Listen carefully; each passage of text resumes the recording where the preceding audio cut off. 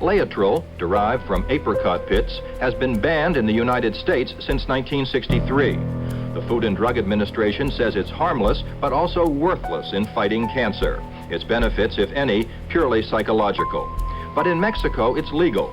Every one of us standing here has somebody that we love and care for.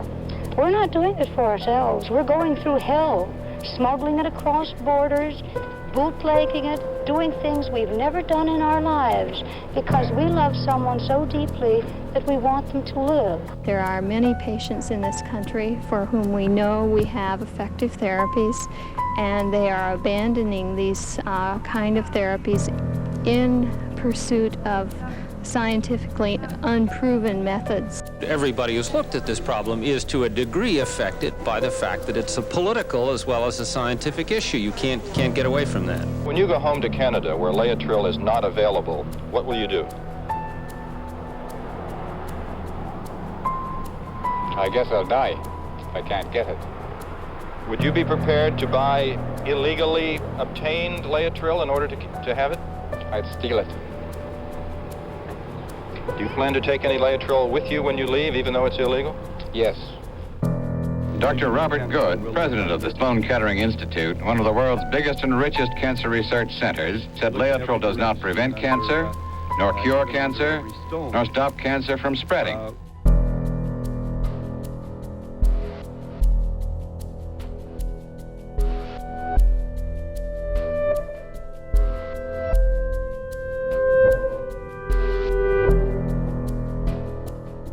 My impression of Laetrile was that this was sort of another example of the madness and delusion of crowds, that under the pressure of this terrible disease, otherwise sensible people might become desperate and turn to something that was patently worthless or false and showed the gullibility of people in the face of disaster.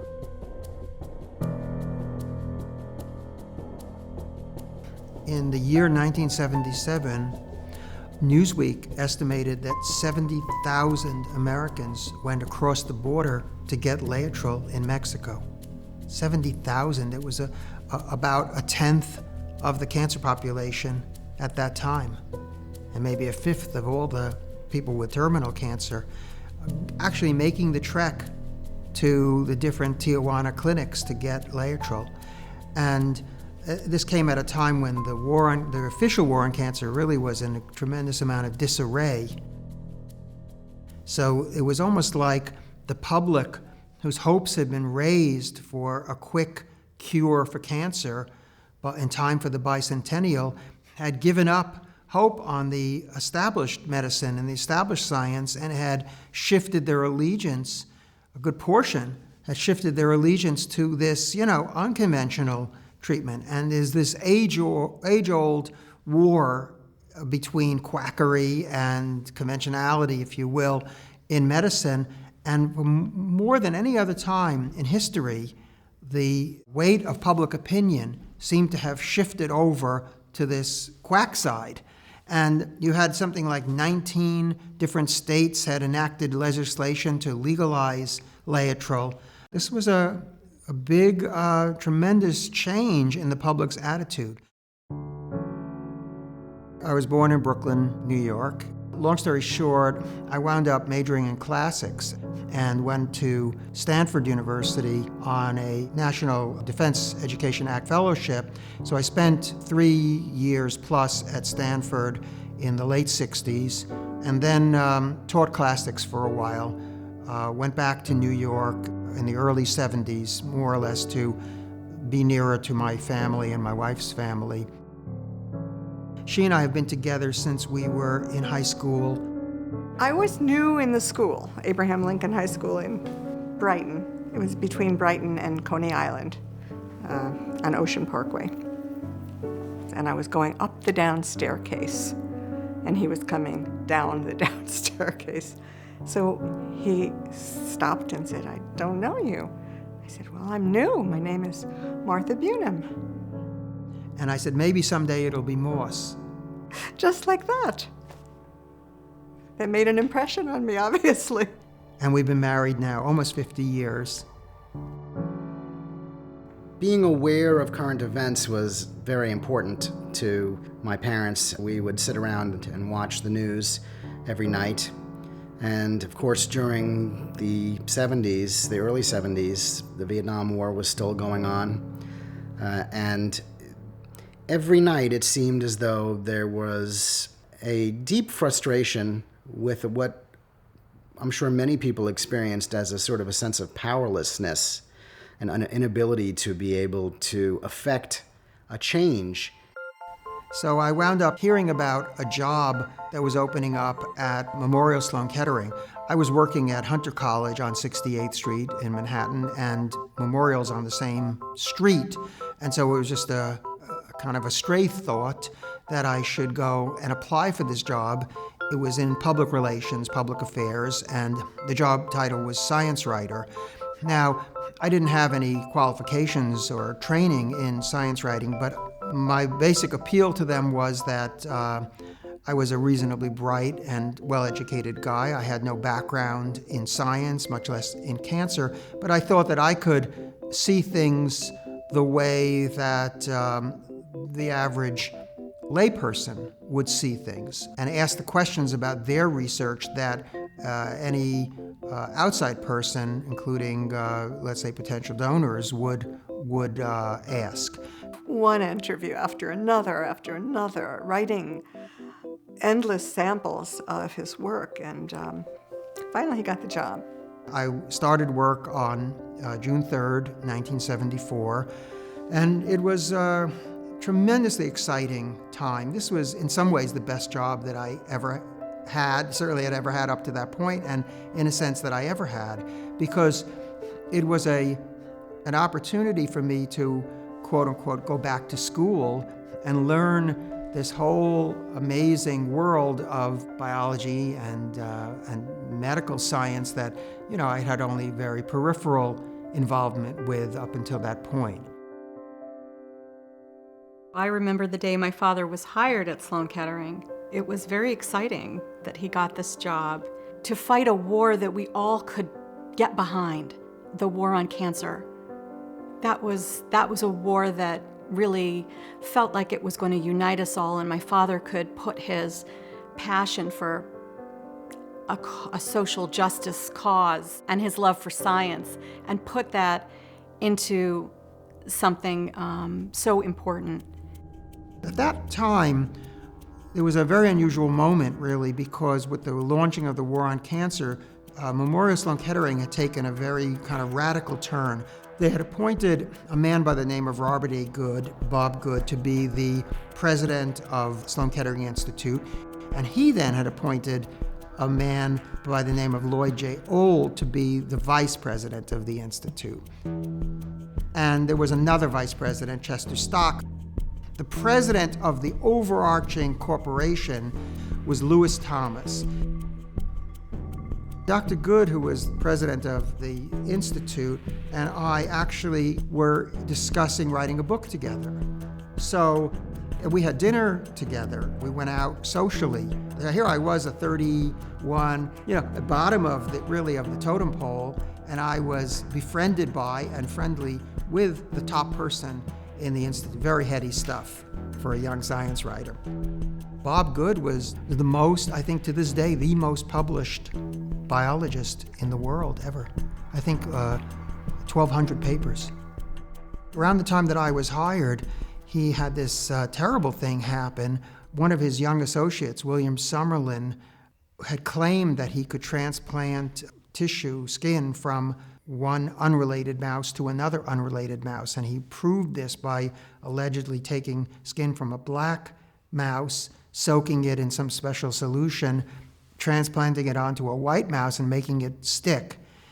And they demonstrated these mice all over the world. A lab technician at Sloan-Kettering noticed as they were going up to make one of these presentations, he was carrying the cages with the mice, and he thought, those transplants look like they're in a slightly different place than they had been yesterday. And he went back to the lab, he took some alcohol, rubbed on the transplants, and off they came. There was the white mouse underneath. A renowned research hospital, the Memorial Sloan-Kettering Cancer Center in New York, said today one of its scientists has admitted he put out phony research results. He's Dr. William Summerlin, 35, an expert in immunology. A review committee said Summerlin painted dark patches on the skin of 2 white mice, so it appeared he had successfully transplanted skin between animals genetically incompatible. And this Summerlin had the audacity to actually paint these black splotches onto these white mice with a magic marker. I mean, talk about nerve, you know? And here, Good had co-authored these papers. Good had promoted him, literally promoted him to be a full member of the Institute, which is like full professor. And the whole thing blew up in his face. I mean, of all ironies of ironies, I walked in on this very flawed, very crisis-ridden institution. The day that I found out I was going to get the job, I was riding home. I lived in Brooklyn, and I was riding home on the subway, and I glanced over the shoulder of one of the other strap hangers on the subway, and I see Mouse Scandal rocks Sloan-Kettering, and I thought, oh no, you know, my luck. I just hired on, you know, as the third mate on the Titanic. That's how things started for me and kind of went downhill from there. On the very first day of my job in public affairs, I was handed a big portfolio of letters from the public. This was part of the sort of the unwanted part of the job that nobody else wanted to do. And there were all kinds of strange letters from the public. Like I remember one woman who insisted that the cure for cancer was water that had drained or run underneath pine trees in Maine. And if you recovered that water, that would cure cancer. And there were many other, folk remedies and so forth that people were proposing to us as part of their contribution to the war on cancer. But at least half of the letters had to do with a substance called Laetrile or amygdalin, and they were often in the form of complaints, why we weren't examining this, or what do you think of this, or sometimes why are you covering this up? And of course, this wasn't the part of the job that I was most looking forward to, but it was part of my responsibility to answer these letters. Laetrile is labeled mandelinetriol beta-glucoside. And the enzyme that breaks this up is the beta-glucosidase. And then hydrocyanic acid is liberated, and it comes down here and hits the tumor and kills the tumor because there's plenty of beta-glucosidase in the tumor, put there by nature. Then that's the end of the tumor. Then the cyanide sugar molecule releases cyanide gas. Since cyanide is a deadly poison, why doesn't the cyanide kill the patient? If any of the cyanide gets out in normal tissues, well, then you have the enzyme rhodinase, which changes the cyanide into thiocyanate and is excreted into the urine, and therefore there's no toxicity from the Laetrile treatment. We had a form letter that had been drawn up before I got there about Laetrile, and it was fairly neutral, and it just basically said we're investigating this, and when we have results, we'll announce them to the public. There was nothing particularly negative or positive in the letter. And I would send that out to the person who was communicating with us and be done with it. I went up to the Walker Laboratory in Rye, New York, which was then a division of Sloan-Kettering.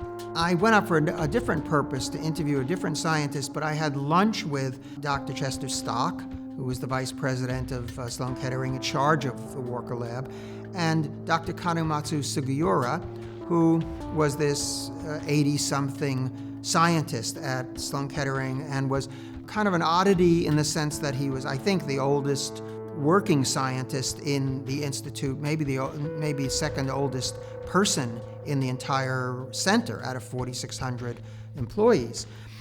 And so we had a nice lunch, and Dr. Stock, on the way back to New York City, agreed with me, or maybe suggested to me, that I should write a little biographical article about Dr. Sugiura and his distinguished 60-year career in cancer research.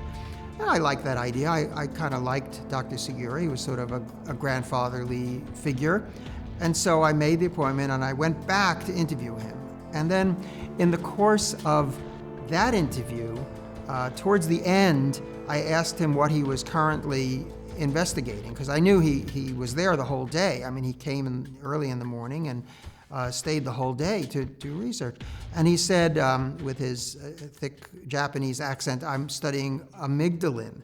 And it took me a minute to sort of decipher that amygdalin, that was the same substance as the Laetrile, the quack remedy that I was writing to people about back in my office.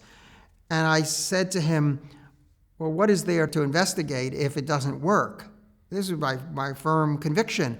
And he got up and he took down, he had a uniform series of lab books, and he opened it up, and he showed me that when he gave the Laetrile or amygdalin, that the tumors would stop growing for a number of weeks. After a while, they'd start growing again. So I was being very young and inexperienced. I was quite amazed at this. And he said, but that's really not the important thing. The important thing is this. And he showed me the lab books. And you could see clearly that in about 80 to 90% of the animals that only got saline solution, saltwater solution, which is an inert substance, that there was metastases or secondary growths in the lungs of these animals. And in the Laetrile treated animals, only between 10 and 20% had metastases. And Sugiura, in his very characteristic low-key way, said, well, it would be very interesting if it prevented it completely. He was a little disappointed that it hadn't completely prevented the occurrence of lung metastases. He said, but Laetrile, it's not a cure for cancer. It is a good palliative drug, based upon, of course, only on his laboratory experiments. He didn't know about, to my knowledge, didn't know about or care about what was going on in Mexico. He was very vaguely aware of anything outside the lab, I would say. It was hard to disbelieve him in any sense, because he had no axe to grind. He would sometimes tell me for hours what his day was like, on and on, describing his impressions of Kanematsu Sugiura. And Sugiura had told him that Laetrile worked, that it stopped metastases in 80% of the mice, and it should be tested further to see if this is a useful drug for human beings. That's all, So I came away quite astonished, really, when running back to my office and told my boss, Jerry Delaney, about this. And Jerry, who probably knew more about this situation than I realized, told me something very unusual at that point. I mean, very strange in a way. He said, I want you to befriend Dr. Sugiura and be aware of exactly what's happening with his work, because I need to know, as head of public affairs, public relations, what is going on up there, because this thing could blow up and blindside us. And it was a fairly reasonable request, I think, for a PR director. And I had sort of an entree now with Dr. Sugiura. So I don't want to say I was a spy, but it was a sincere interest on my part. It also was sanctioned by my boss to do this. So over the next few years, really, I became close to Dr. Sugiura.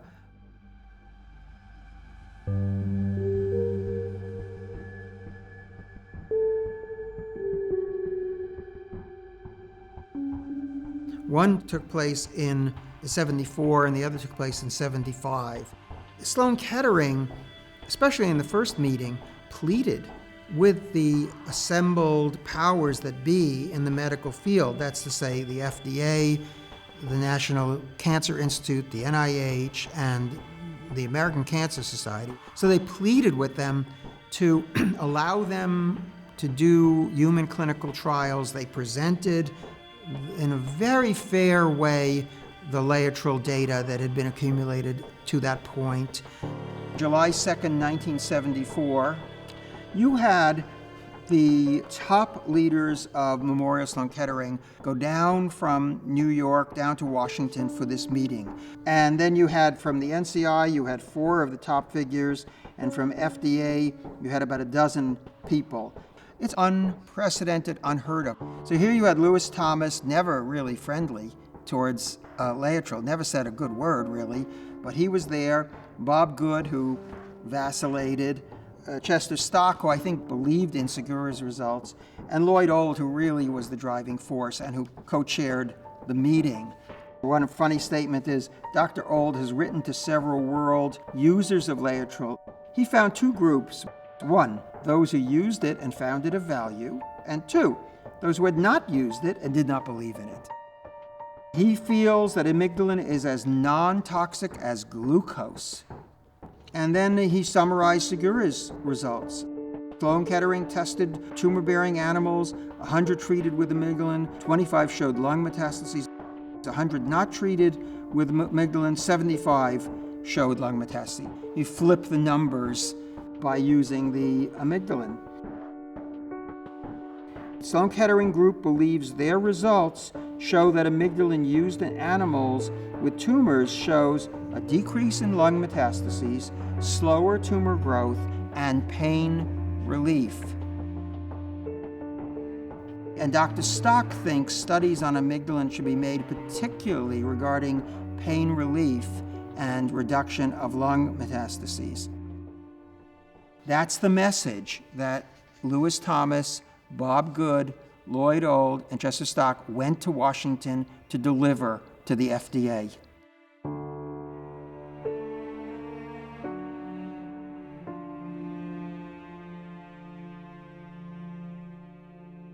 Here's a letter from the Office of the President and Director of Sloan-Kettering Institute, dated January 24, 1975, to Dr. Mario Soto de Leon. Laetrile has something. It's not the magic bullet, but it has helped a lot of patients that were already sent home to die. And it's from Lloyd Old, Vice President and Associate Director of Sloan-Kettering. It says, Dear Dr. Soto, it was indeed a pleasure to have you and Dr. Sanin visit our institute and share with us your clinical experience with amygdalin in cancer patients. I was pleased to hear from Dr. Sanin that our proposed collaborative controlled trials have the approval of your hospital. We are looking forward to a fruitful exchange of information. My best wishes, sincerely yours, Lloyd J. Old. So this shows you, I mean, beyond a shadow of a doubt, that the Sloan-Kettering leadership was actually trying to set up its own clinical trial in Mexico. They're excited about it. The results are coming out positive. They like some aspects of the theory behind it. They think they might be able to produce drugs along the lines of cyanide release that are even better than Laetrile. And the bottom line was, we think that we could do clinical trials. The next year, they went back to the second meeting, March 4th, 1975. Now this is at the NCI. This was a higher level meeting. We've got Frank Rauscher, who is the director of NCI, and a lot of other very, very famous figures from the NCI in those days. This is a who's who of the NCI. And from Memorial Sloan-Kettering, we've got Old, Thomas, Stock, and then right below, Dan Martin from Catholic Medical Center, and people from the American Cancer Society. Now, what had happened is that Daniel S. Martin from the Catholic Medical Center in Queens had joined the discussion, and he had been the person who created, I guess you'd say, the CD8F1 mouse, which was the main animal model that Sugiura had used. And he had become an adamant opponent of Laetrile. Because of his belligerent personality, Dr. Dan Martin's career was at a dead end. He had lost a big lawsuit against his own institution and had been relegated to an abandoned and graffiti-covered hulk of a building in Queens. The National Cancer Institute had abruptly turned down all of his grant requests. He had no customers for his CD8F1 mice. Then, in mid-1975, NCI suddenly gave him $1 million, $4 million today, to breed mice, quote, to see whether Sugiura's initial findings at Sloan-Kettering might not have been right. So Martin exploded from his utter isolation in an obscure corner onto the national limelight as a supposed expert on Laetrile, touring the country, speechifying, writing op-eds, shouting that Laetrile was worthless and dangerous. I think it is more than coincidental that Martin launched this hate campaign at the very moment that NCI gave him a grant of $1 million. To take a position against quackery, I think, is very self-justifying on the part of some people within the medical community. It makes them feel better about themselves and about their profession. And it's also a quick road to success, because everybody, in the establishment likes the knight on the white horse who's going to come and save the world from the danger of quackery. So it was seen as within their circles, as a popular thing to do.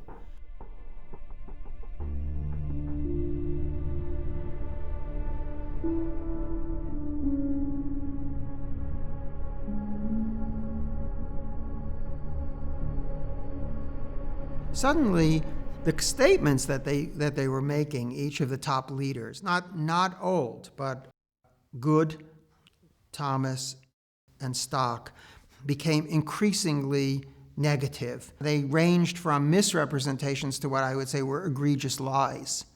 And it built over time in the beginning of 75. And it built and built. Each one seemed to get emboldened by the other one to make a more definitively anti-Laetrile statement, which was odd because nothing was happening at that point scientifically to trigger those comments. Very distressing, very distressing. It culminated with a statement that Chester Stock gave to David Leff of Medical World News in 75, saying, "We have found Laetrile negative in all the animal systems that we have tested."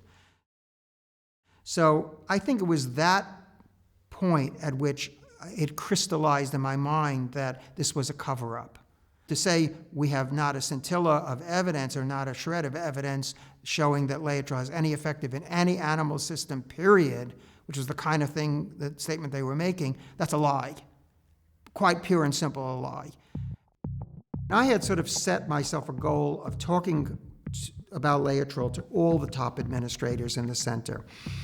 This was part of my checklist, and my message essentially was, we've got to publish Sugiura's results with Laetrile. And Old's response was different than any of the other leaders at the center. He did something and said something that I will never forget.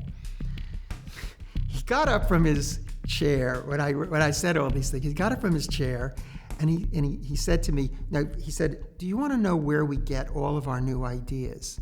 Well, now you have to understand, here's the vice president of Sloan-Kettering Institute talking to, a fledgling science writer. I said, "Well, of course, And he kind of tiptoed behind me, behind the couch, and went over to his bookshelf and took down a book and came back and he said, "Here, this is the Bible." And I took a look at this.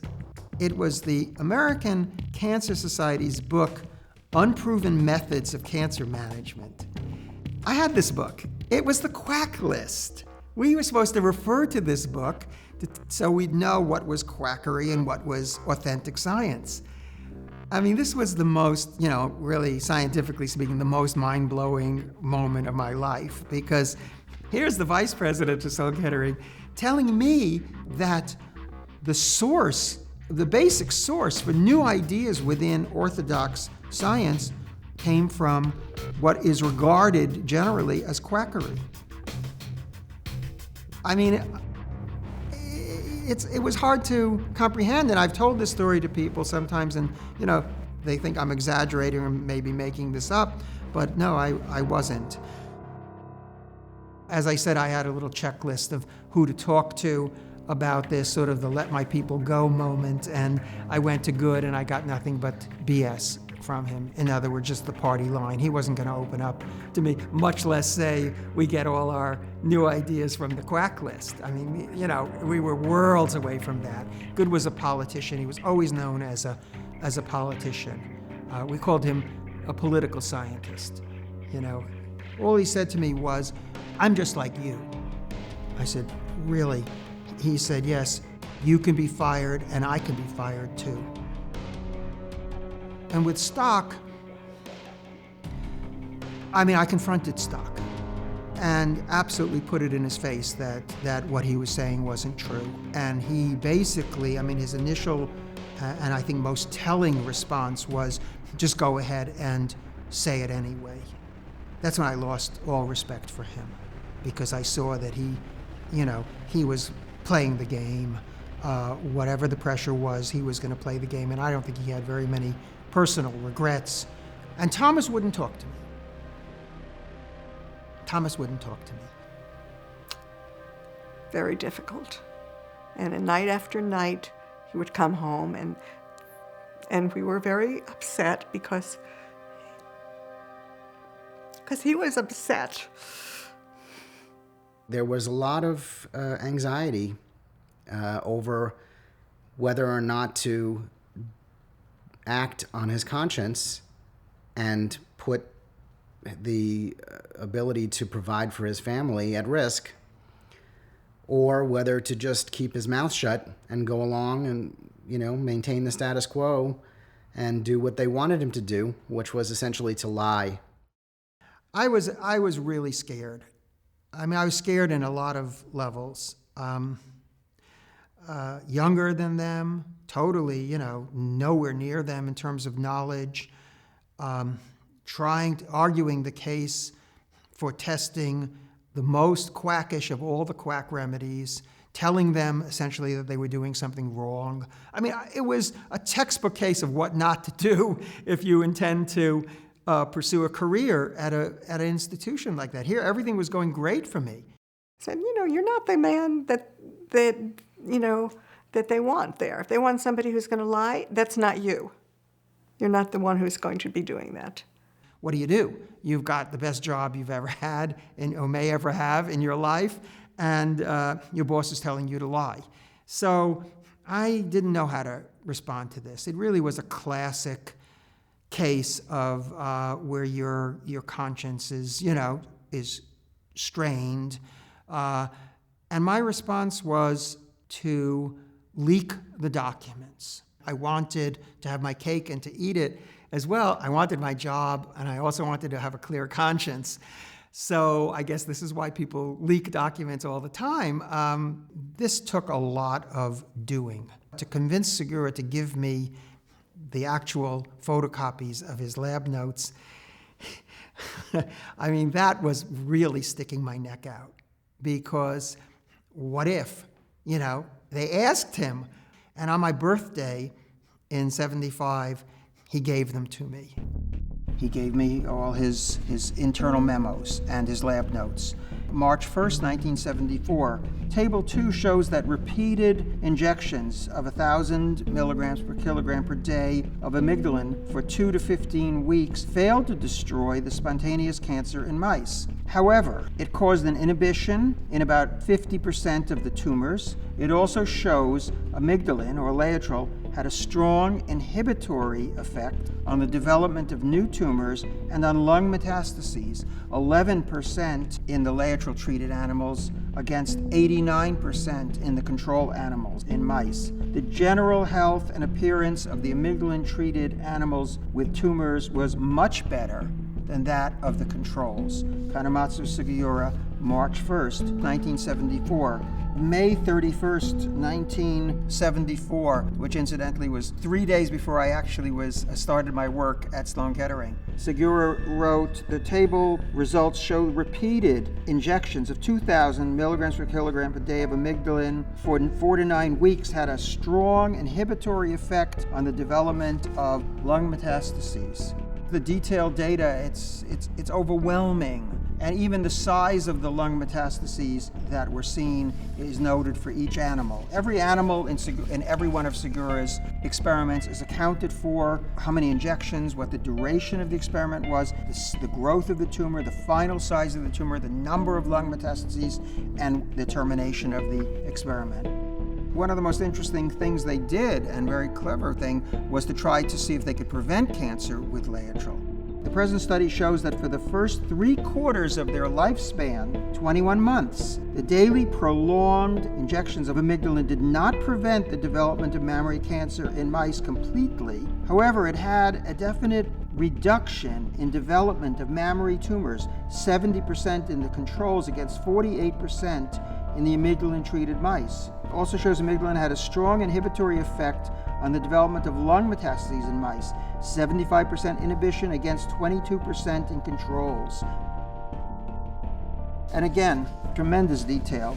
Here's his report on a different system, the Swiss albino mice, spontaneous tumors in retired breeder mice. Amygdalin had a strong inhibitory effect on the development of lung metastases in mice, 77% inhibition against 7% inhibition in controls, 77 versus 7.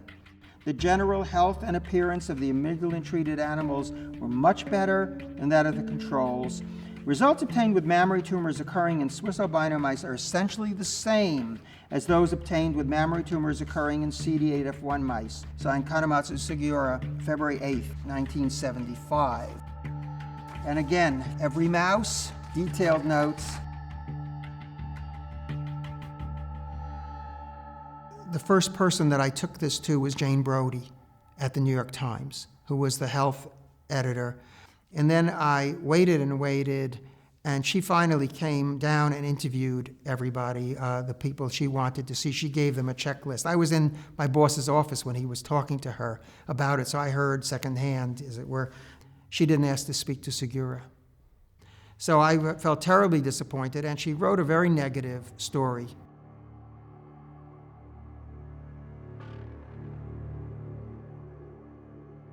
I couldn't believe that positive data that I had presented her with had turned into kind of a typical anti-Laetrile story on the front page of the Times.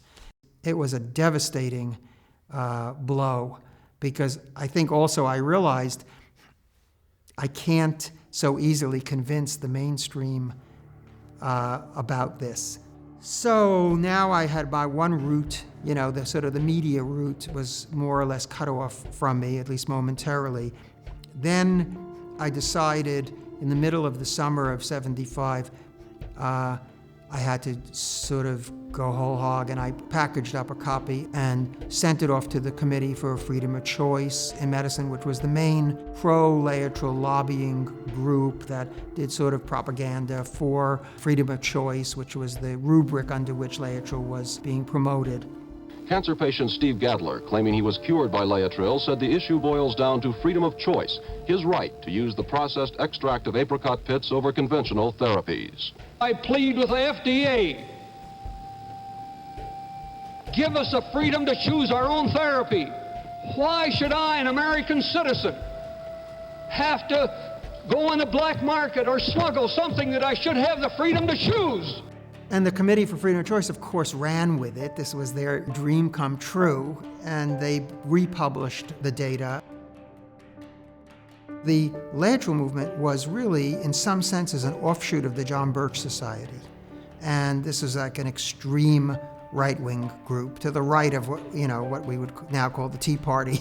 I mean, get the U.S. out of the UN and, all kinds of conspiracy. Eisenhower is a communist and all this kind of extreme right-wing stuff. And I didn't want to have anything to do with that. And I was looking for sort of to counteract or counterbalance that, because everything that was coming out about Laetrile was sort of tainted by its association with the Birch Society.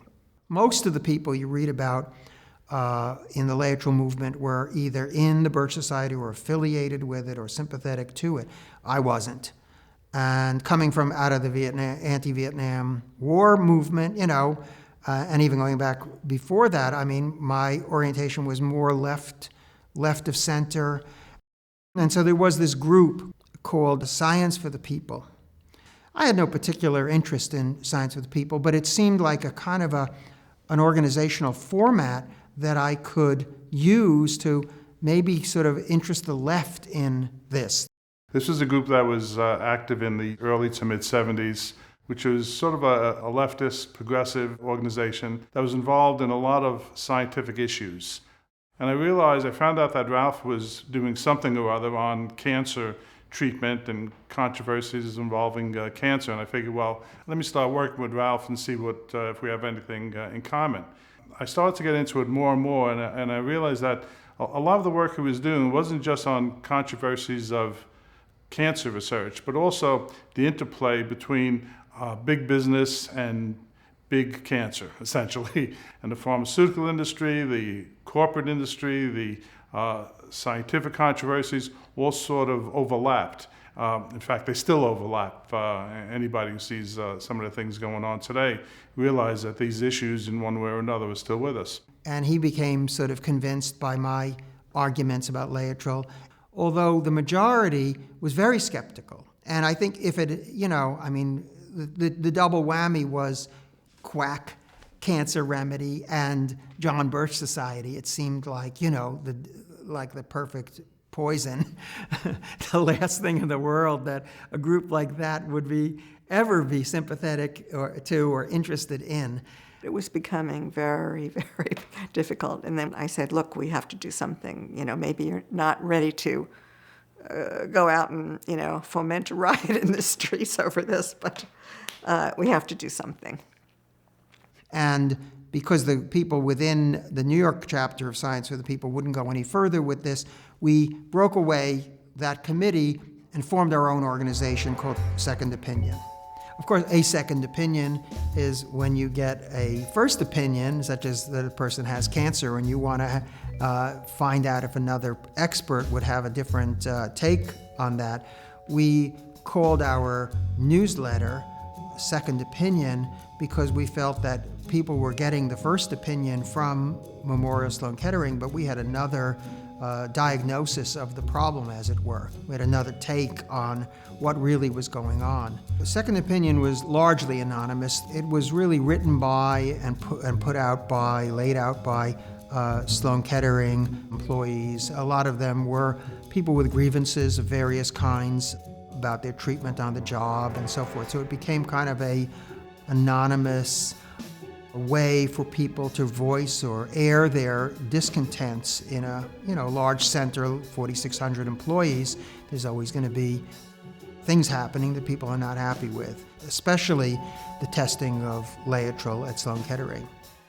So we started working, and we had a small group, and it turned out that just out of coincidence, I was the only one who had no connection to Sloan-Kettering. Everybody else was either at Sloan-Kettering or could be identified. This is not an academic institution, so you had no protection of your freedom of speech. You would have been fired if you had associated yourself publicly. But I had no connection whatsoever. I was at City University of New York at the time.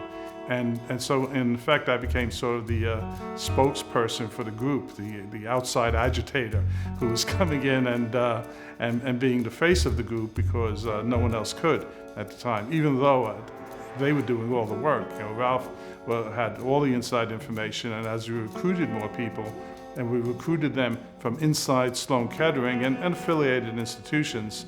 And it was all like literally cut and pasted. My wife had some background in graphics, so she cut and pasted the issue together, and we had it mimeographed and stapled, and we handed it out at Memorial. And there was a lot of interest in this.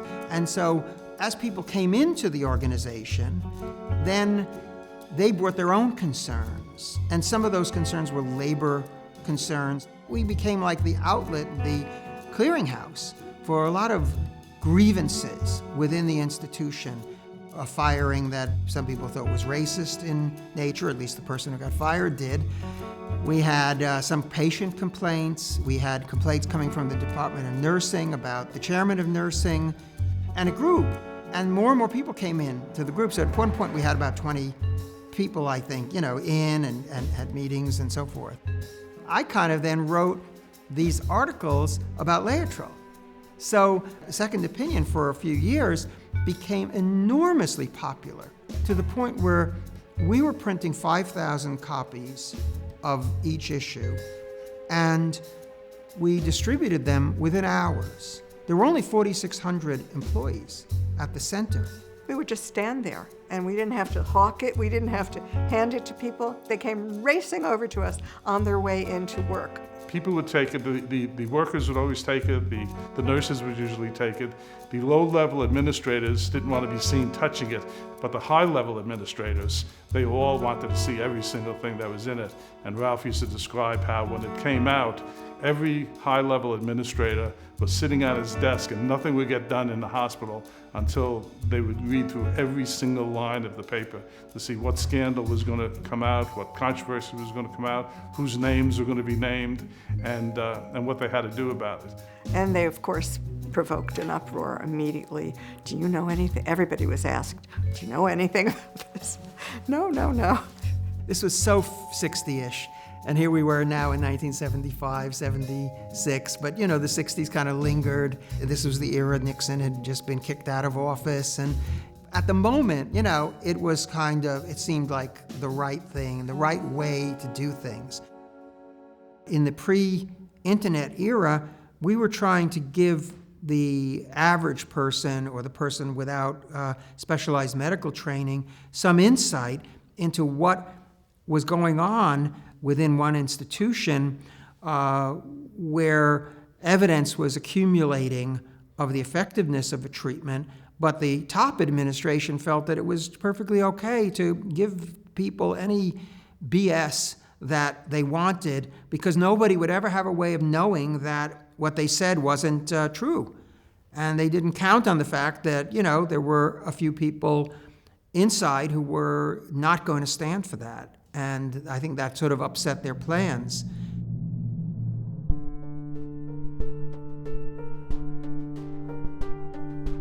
It started out just with Sugiura running the experiment and coming up with, very positive results. Every experiment that was done that came out positive had to be redone and retested and rechecked because every time there was something positive, that couldn't be accepted.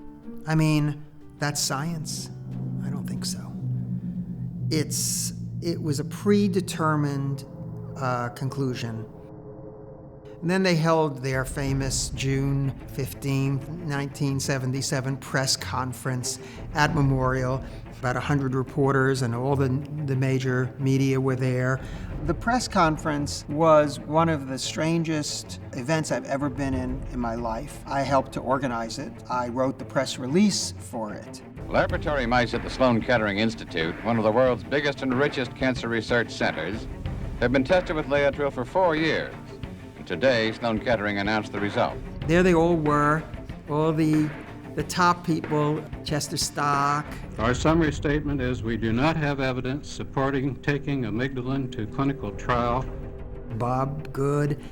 We tried to find out from scientific information available whether there was any real scientific evidence that the drug amygdalin, or the so-called Laetrile, had any effect on cancer in any form, and there was no such scientific evidence.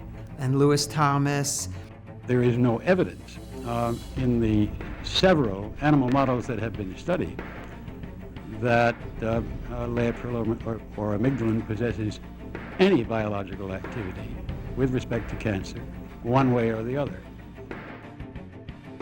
Lloyd ran away.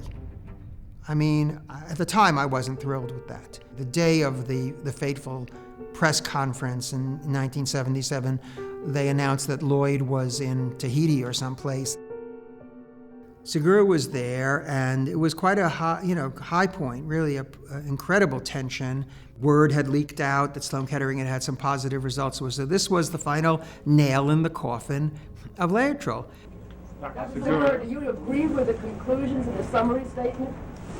What conclusion? The conclusion that Laetrile, in effect, does not either cure or prevent cancer.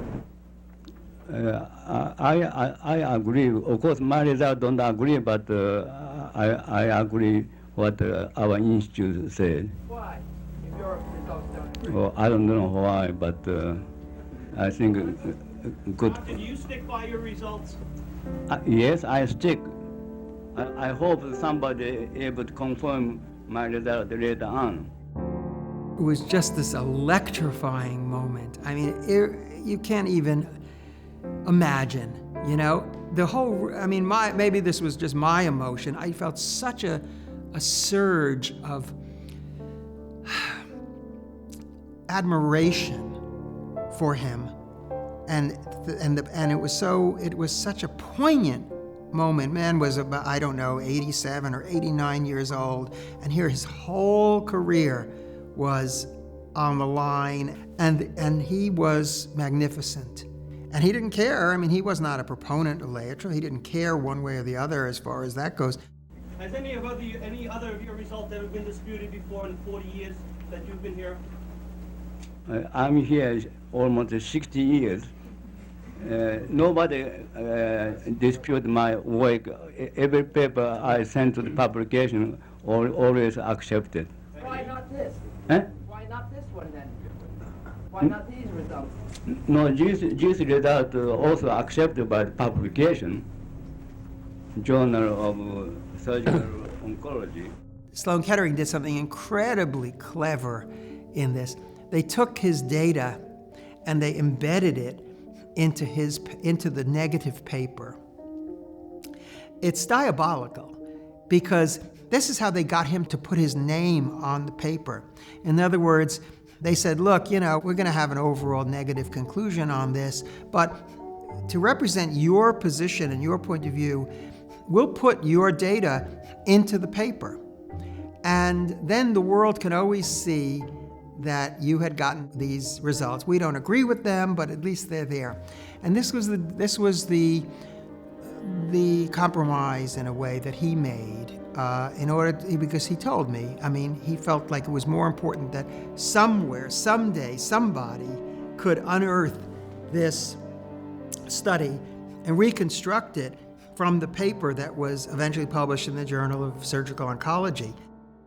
The scientific papers defining that are to be published, defining this work, are available to you, I understand, and it is our interpretation from all of the evidence taken together that there is no substantial evidence of effectiveness of amygdalin or Laetrile in any form of experimental cancer study. These were sent to the Journal of Surgical Oncology and have been accepted for publication probably at the beginning of 1978. That's one reason we're having the press conference today, to let you know the results in advance.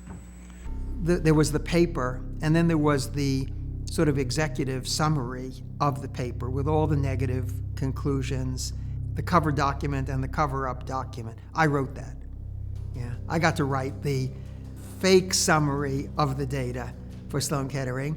And then we had the paper, the one that Sugiura counted on everybody reading in order to extract the positive data. Jerry Delaney told me, take all those papers and put them behind the curtain in the other room, and don't tell anybody they're there.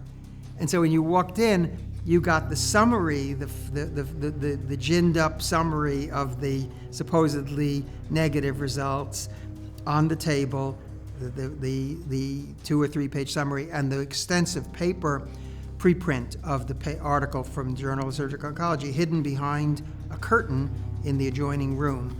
I only give it to people who specifically ask for it. It was interesting. I don't imagine our scientific publication will have any impact on the public.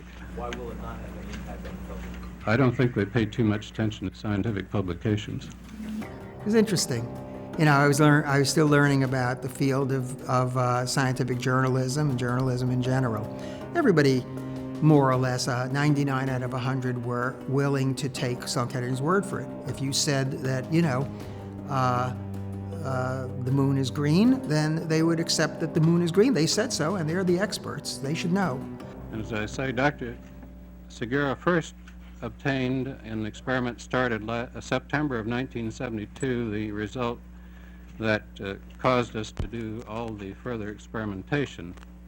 And in that experiment, he essentially found that the treated animals showed about 20% with lung metastases, and the controls showed about 80% of the animals with lung metastases. This was followed up by 5 additional therapy experiments in which he obtained practically identical results as far as the lung metastases are concerned.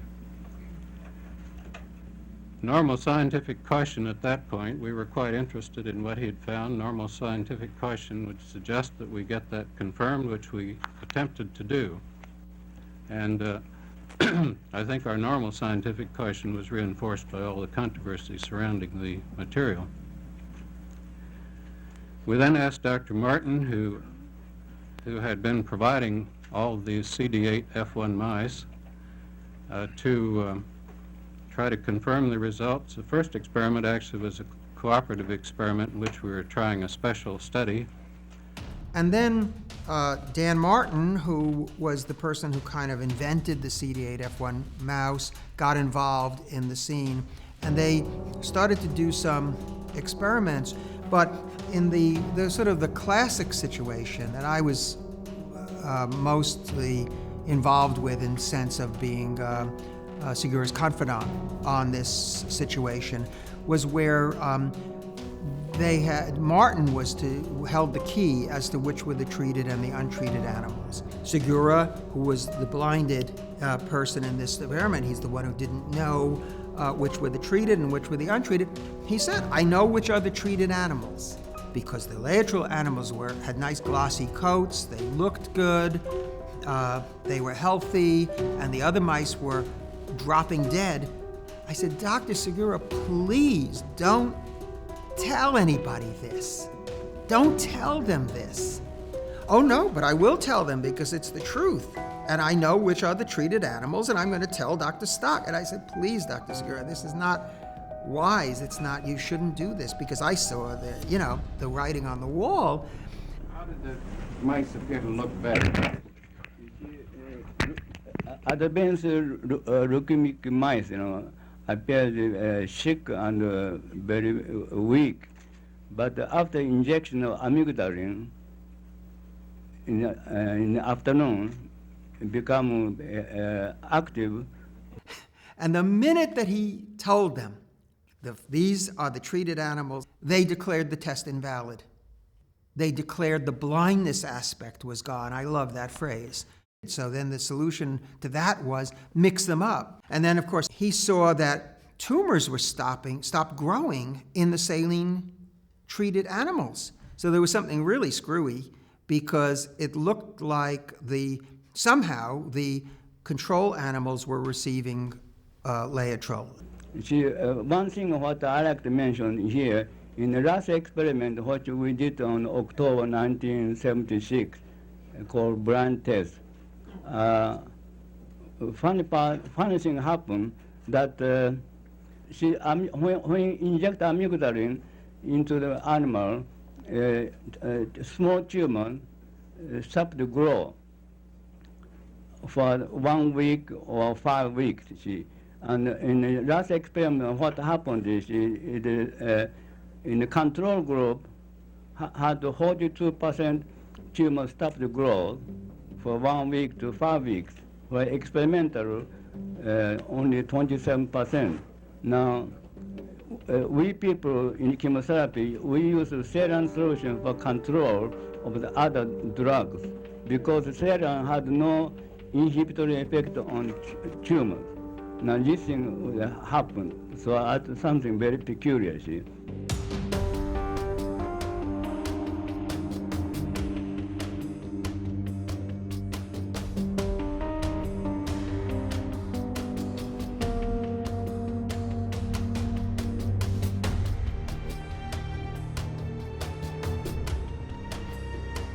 If the facts are mutable based upon the needs of the moment, then science is dead.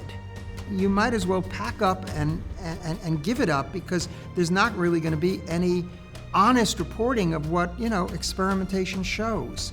So he was fighting for, I think, a bigger thing, which is something he had given his whole life for, which is that by doing experiments and then reporting them accurately and honestly, you advance human knowledge, and therefore you advance the welfare of society Doctor, are you then not convinced that your findings may very well be confirmed at some future date?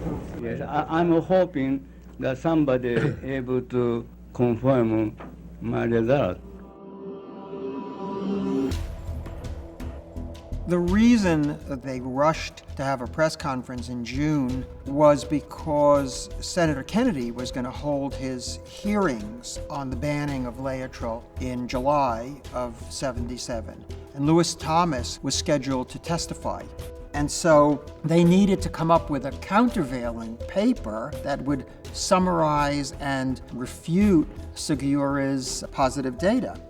They were terrified of the pro-Laetrile people coming into that meeting waving the anatomy of a cover-up with all the raw data from Sloan-Kettering showing the stoppage of metastases and the stoppage of smaller tumors, because of course that would have left Thomas in an untenable position. Essentially, Thomas would have at that point had to admit that indeed Sloan-Kettering had had 4 years of positive testing with Laetrile.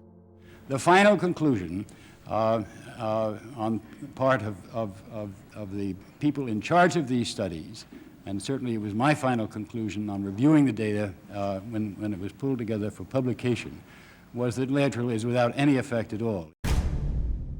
It seemed almost, diabolical, because we couldn't believe that people would actually do this and lie about a promising treatment for cancer.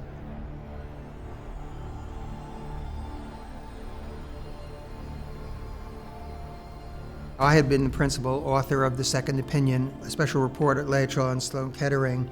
I had spent the summer of '77 mostly researching this paper, and I had found a number of very significant inaccuracies. And we sort of bundled this up with a cover letter and sent it off to a bunch of media and to all the trustees of the institution and to a lot of interested parties in the cancer field. And we basically said, here's a critique of Sloan-Kettering's 2 papers on Laetrile. Then we decided to hold a press conference of our own at the New York Hilton. Alec was going to speak, and then I was in the office under my Sloan-Kettering hat, as it were, when the calls started coming in from reporters to ask for a comment or a clarification on what the second opinion report was, is there any validity to it at all, and so forth. And Jerry would say, there's no names of anybody employed at Sloan-Kettering on this. They claim to be a group that represents Sloan-Kettering employees, but the only name we see is Alec Prusnicki, and we've checked the records, and Alec Prusnicki doesn't work here. We have no idea who he is. We have no reason to believe that anybody inside Sloan-Kettering has anything to do with this report. Somebody had to get up from Sloan-Kettering to own the report, or else this would have had no impact at all. So I was still debating this point, and into the early evening, my son, Ben, who was 10 years old, said to me, I said, Dad, you can't work for them and against them forever. It's just impossible. And I was sort of devastated by this, wisdom coming out of the mouth of a 10-year-old. Jerry, my boss, had told me to go to the press conference undercover for the public affairs department at Sloan-Kettering and spy on the conference to see who was going to show up. In the meanwhile, I felt duty-bound to call him. And I called him and I said to him, Jerry, I can't go to the press conference for Sloan-Kettering tomorrow because I'm going to the press conference and I'm speaking at the press conference. And there was this dead silence and for about 30 seconds, and then he said, I'll get back to you. So he hung up, and now the die was cast. Okay, we decided that's it. Press conference it's going to be out there. You're going to tell the truth. Get the reporters to come. Get the papers to come. Journalists and the world will hopefully learn the truth, and maybe this will matter. I said exactly the same thing I'm saying now. I just told this chronology of what the experiments were and tried to accurately reflect what the pluses and minuses, what negative experiments had been done, and how it came to be that this was interpreted. The scientists involved had made what you could generously call errors in the report. The most glaring error was they said that all of the chemotherapy that is currently in use against human breast cancer could cure or cause objective anti-cancer effects in the mouse, and that Laetrile could not cause any anti-cancer effects in the mouse. So, therefore, Laetrile was obviously much worse than standard chemotherapy. Now, this was an out-and-out lie. It could not have been a mistake, because the man who wrote the statement himself proved that no known drug could cure or even partially relieve cancer in this mouse. Their own papers proved that chemotherapy didn't work in this system. There's two implications to this. If Laetrile did indeed have the effect in mice, then Laetrile is in fact better than all the known anti-cancer drugs. The other implication is that since known drugs were known to cure tumors in this mouse, and then they went ahead and tested Laetrile in this same system, it seems pretty obvious that they expected Laetrile to fail in this system. But Laetrile didn't fail. All told, there were 20 positive experiments with Laetrile done at Sloan-Kettering between 1972 and 1977. Laetrile alone never cured any cancers in mice at Sloan-Kettering. Laetrile had certain positive effects in stopping the spread of the cancer. Sugiura said it was the best effects he had seen in 60 years. Because everybody wanted to know about the motivation of the people involved. Was there conspiracy and so on and so forth? And I answered this as best as I could.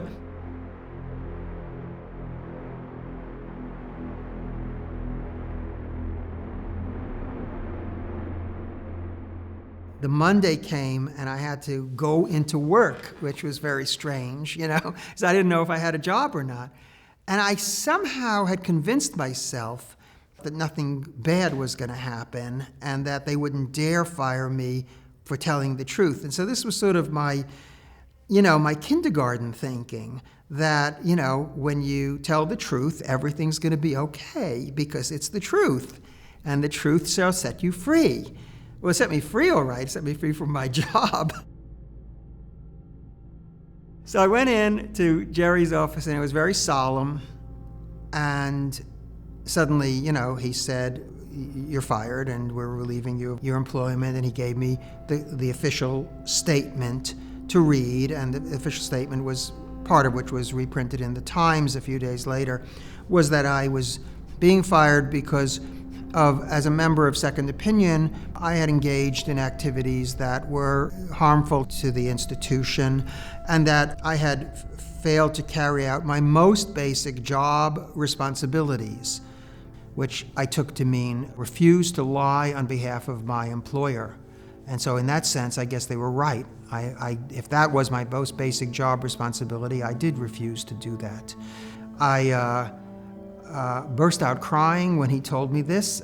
It was a highly emotional moment, and it also seemed so unfair. It seemed wrong. In an institution that was devoted to, ostensibly, to seeking scientific truth, there was something terribly unfair about it. And that's what I had been trying to find and to inculcate in that whole situation was fairness. Fairness towards Sugiura, fairness towards Laetrile, fairness in the evaluation of a set of data, and boy, were they not into fairness. They seized my filing cabinet and they put it under lock and key. They had a big padlock. They took it downstairs. They had these two burly guards come, armed guards, and they told me never to enter the building again. I think it was just a liberating feeling. The lid finally blew, and That's a tremendous relief. I don't know, the kids had an emotional time, crying a lot, upset. Kids do not like any kind of instability. And I was trying to, give him the greatest support I could to let him know that he did the right thing. This is it. This is wonderful. I'm so proud of you. You have, a great character, and I'm just proud to be your wife.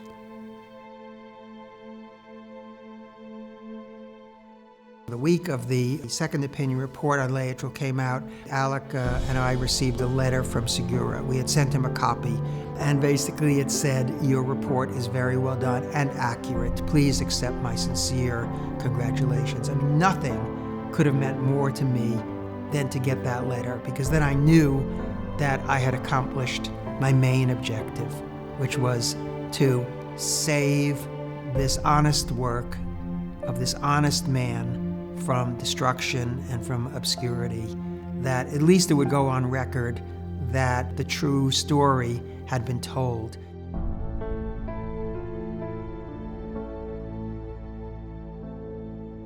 Even to this day, what frightens people in the establishment about Laetrile it has nothing to do really with an apricot kernel extract. It's about the loss of control, the loss of authority. The American oncologists in particular are locked into a mindset that's determined by Big Pharma. And that's why they're there, to hear what the latest protocol is ultimately from Big Pharma. And there's a million reasons for that, but that's essentially the way the system works. So the things that don't fit in, nobody's interested in. And people who feel that they need to come up with conspiracy theories to explain the neglect of complementary medicine, or the more natural products, they don't understand the way the system works. In the case of Laetrile, though, I think Laetrile became a major pain in the butt for the medical establishment, and therefore it was targeted for destruction, the only way I can put it.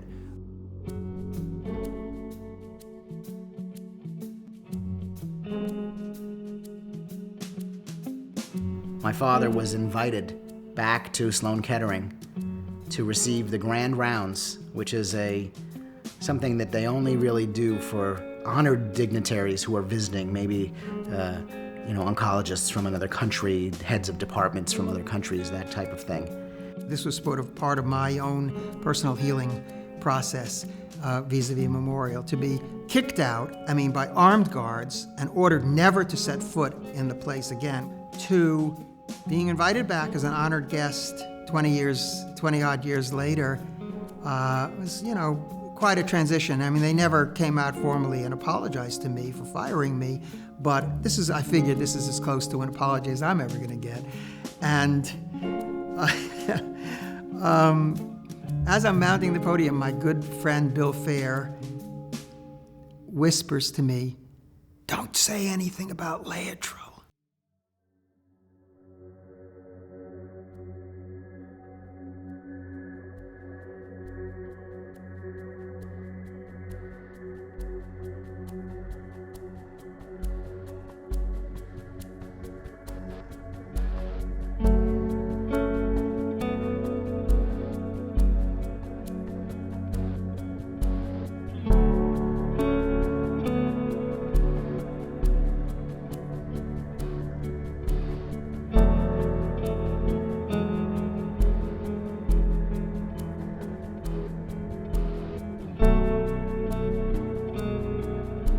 They should, for their own good, they should come clean about this, because it's, you can't live a lie, whether you're an individual, or an institution. That lie will weigh you down. It's tragic. And, they should re-examine this, I think, just for their own good. I doubt if that's going to happen. But in any case, it's a very sad thing, because, the things that you do have repercussions to them. And they did something terrible, coming out of the best of motives, they weren't able to follow through on, they didn't have the courage of their convictions. Put it very, very mildly, they didn't have the courage of their convictions. And that's bad, because then you've gotten yourself into something that, you don't follow through on, and it's in a way worse than if they had the sense to say, no, too hot, we won't touch it, then they would have been left alone. But once you take it on, then you have to own it. And they didn't own it. So now they're all gone. Lloyd Old and Bob Good and Lewis Thomas, they all died of cancer. So, it's quite ironic. While they were fighting over this treatment, they also were incubating the tumors or the conditions that killed them.